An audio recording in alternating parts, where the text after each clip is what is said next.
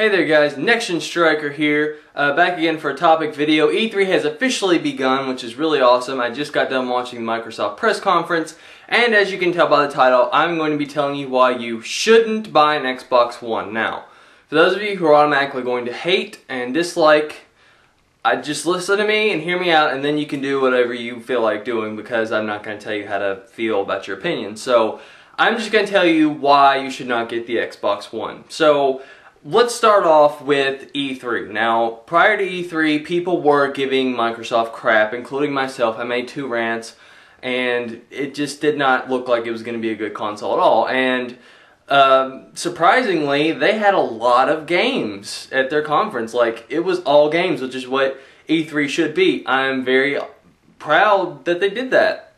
Very happy indeed. So yeah, I'm not saying that they don't have good games, because, well, I mean, you know, we have our own preferences, like, oh, this shooting game doesn't look right for me, or this doesn't look right for me, because, you know, some of those games didn't look very good to me, some of them did, but we're not really going to talk about that. That's more of a preference. But regardless, they have games, and we don't know how many of those are Kinect games. I think at least 2 of them were, from what I could tell, but well, you know, the Kinect games aren't going to be very good unless they really improve the Kinect a lot, but still, Kinect's not really for me. Anyway, they have a lot of games, is what I'm trying to say, and that's really cool. They even brought back Killer Instinct, which, that was, wow. That was really awesome. They didn't bring back Banjo-Kazooie, I don't think. There was, like, rumors, and there was a screenshot somewhere, but I haven't seen it yet. Maybe they have by the time it gets uploaded. Or maybe I just don't know. Maybe I just didn't see it. But yeah, they did that. They showed off the price, and of course they've already showed off all the specs and stuff. So yeah, the console itself sounds pretty cool. But I'm just going to go over the problems and, of course, why you shouldn't get it. And then, of course, you can rate. I'm hoping you don't give me thumbs down, but you probably will. And then you can comment down below and tell me what your thoughts are. So, of course, let's just go ahead and go over the price. The price is $499, and that is pretty steep. Now, of course, Sony's PS4 is probably going to be within $100 of that. It might even be the same thing, because, you know, that's just what they're going to end up doing, probably like they always have. They'll always be like neck and neck. Now, Sony's doesn't have a built-in camera, but the hardware might cost more. I don't know how that's going to work, but basically they're going to be about the same. So that's a pretty steep price if you're not willing to pay that. I'll get into that a little bit later, but let's go over the negatives to why you shouldn't buy it at all, okay? Like, not at all. And then I'll go into a little bit more things to talk about later on. So, now, a lot of these things I'm going to talk about have already been discussed, and I've already discussed them, but just for those of you who don't know, let's discuss why. First off, this console is always online, okay? You have to be connected within 24 hours. If you've been offline for over 24 hours, you cannot play your games at all, okay? And you can only be offline 1 hour if you're signed on to someone else's console, which is really dumb. I don't even understand that, but whatever. I'm just getting this off what Microsoft released. I could be misunderstanding it. For the most part, it's pretty black and white, though. So yeah, you got that. Then you've got this used game fiasco where only certain publishers allow you to do that, which they'll jack up the prices. So basically, used games are going to be dead on that console. I can already tell you. If they're cheaper, it's only going to be like $5 cheaper, maybe, and it's just not a good idea.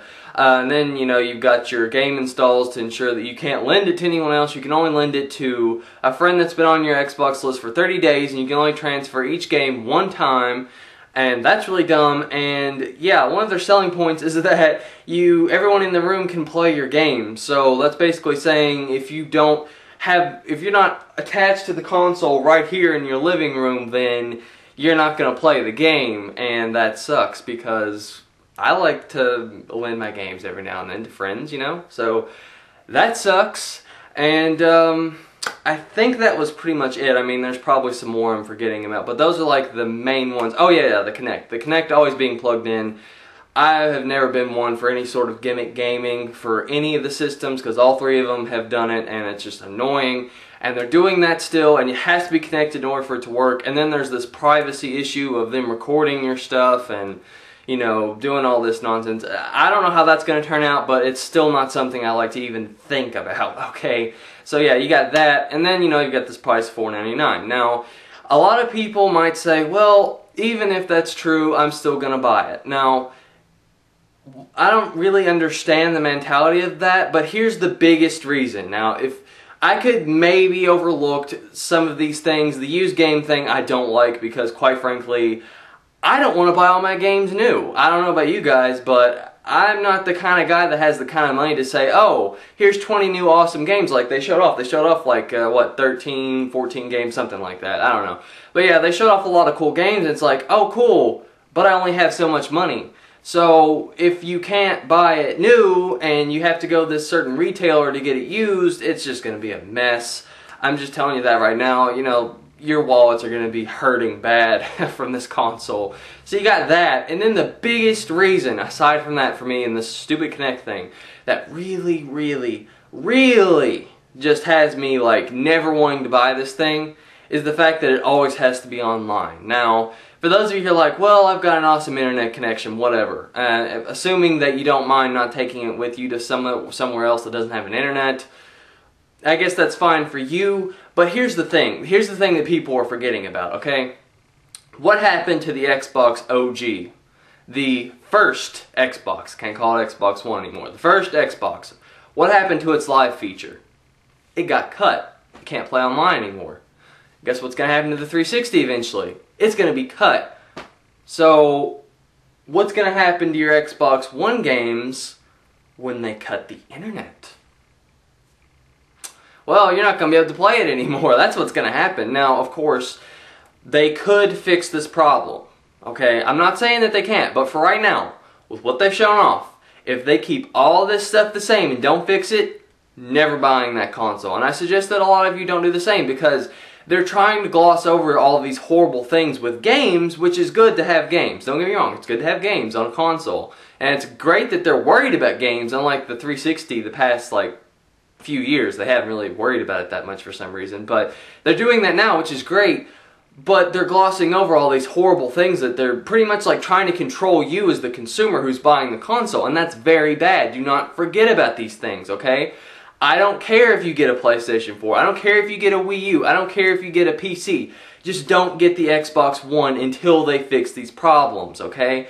If they don't ever fix these problems, do not get this thing, okay? It is literally wasting your money if they cut the plug on this thing, because all the stuff you bought on there, it's gone. You know, and there's no way that they're going to support this thing for the rest of eternity. They're just not going to do that. You know, unless this is like, they're just going to continuously update this thing, and then you buy like attachments you can buy to increase the software, which very unlikely, by the way. That's like nearly impossible for a console to even think about that. You know, it's just, no, I don't think they'll do that. So eventually the wire will be cut on this online, and then yeah, you've got a useless hunk of junk that costs $500. You know, I'm just thinking for gamers and you guys as consumers, anything like this I would not be a part of. So it's a big problem. Now again, like I said, they can fix this. I hope that they fix this, okay? We need a competitive market.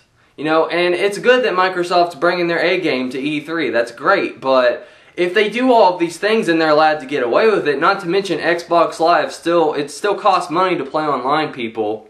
They still have that, okay? They've got all these things. If they can get away with all this, then other people are going to be like, oh, okay, we can get away with it too. And you know what that happens to gaming? It just ruins gaming, period.